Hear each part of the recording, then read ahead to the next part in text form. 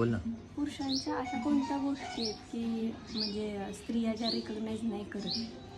अच्छा, म्हणजे बेसिकली आपण त्याला असं म्हणू शकतो की आमचे काही सिक्रेट किंवा आमच्या मनातल्या अशा गोष्टी ज्या सहसा सोयीस्कररित्या इग्नोर केल्या जातात किंवा त्या कदाचित त्यांना माहीत नसतात.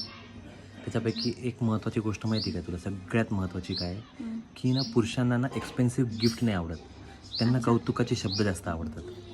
त्यांना ना तू जर गिफ्ट दिलं ना, एखादं घड्याळ दिली किंवा मे बी 4-5 हजाराचं एखादं गिफ्ट दिलं ना, त्यांना तेवढं ते एक्सप्रेस नाही करू शकत किंवा त्यांना तेवढा आनंद नाही होत त्या गोष्टीचा. पण त्याचऐवजी 4 लोकात जर त्याच्या पार्टनरनी, त्याच्या आईनी, त्याच्या बहिणीनी त्याचं जर कौतुक केलं ना, हं.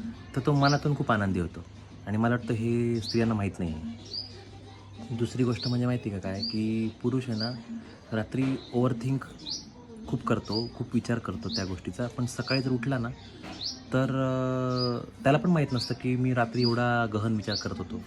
सकाळी तो एकदम नॉर्मल असतो.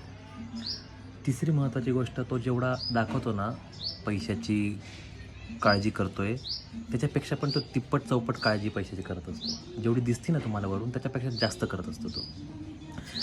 आणि अजून महत्त्वाची गोष्ट म्हणजे माहिती आहे का काय, की मला असं वाटतं, की पुरुष हे जेलस नसतात गोष्टींना. आणि ते जे लोकं आहेत ना, पुरुष हे कॉम्प्लिमेंट्स जास्त लक्षात ठेवतात, कौतुक जास्त लक्षात ठेवतात इन्सल्टपेक्षा. जर त्यांना कोणी मनापासून जर सॉरी म्हणलं ना, तर परत ते पॅचअप करतात, परत चांगला बॉन्ड पण क्रिएट करू शकतात. हे स्त्रियांच्या बाबतीत होत नाही सहसा. एकदा का 2 स्त्रियांमध्ये वाजलं, की परत ते त्या रिलेशनमध्ये कधी जाऊ शकत नाही. पण पुरुष जाऊ शकतात त्या रिलेशनमध्ये. हे खूप महत्त्वाचा मुद्दा आहे. आणि अजून महत्त्वाची गोष्ट माहिती आहे का तुला? मला असं वाटतं की सहसा त्यांना पुरुषांना ना त्यांचे प्रॉब्लेम डिस्कस करायला आवडत नाहीत. प्रॉब्लेम शेअर करायला आवडत नाहीत. त्यांना असं वाटत असतं की ते जर मी म्हणजे सॉल्व्ह नाही करू शकत ना तो प्रॉब्लेम, म्हणजे कोणीच नाही करू शकत. आणि जर एखादा प्रॉब्लेम तो सॉल्व्ह करू शकत असेल ना, तरी पण त्याला असं वाटतं की तो फक्त मीच सॉल्व्ह करू शकतो, तो इतर कोणी करू शकत नाही.